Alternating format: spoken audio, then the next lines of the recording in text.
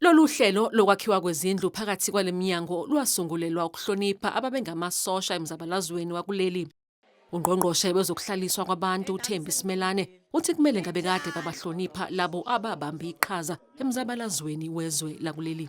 Ngiphinde nginibonge nangenhlonipho noma bekubhlungu kusesebuhlungu namanje siyazi okunye kumele ngabe kwenzeke kudala eminyakeni edlulile kodwa nje okubalulekile ukuthi ukuhlangana kwethu nje kanye ngonyaka ophelile saya kwi-joint portfolio eyaka defense neyaka human settlement safike salithula udaba nangendlela esibona ukuthi sesingenza ngayo ukuthi sishintshe kulendlela ebekwenziwa ngayo esibona ngathi binama blockages yenze process ibe slow. Ungqongqoshe wezokuvikela noma kade bona bezempiwo enje Muchecha uthi ufuna ukuphuma kulomnyango sebehlomule bonke ababengamasosha.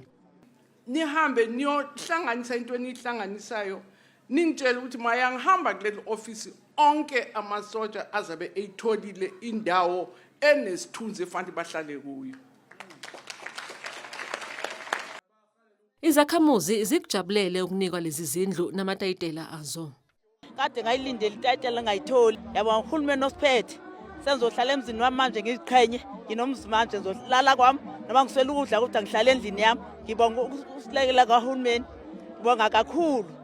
Labo ngqongqoshe bathi bazohambela lonke elakuleli ukunikezela ngezindlu kwababengamasosha omzabalazo wakuleli.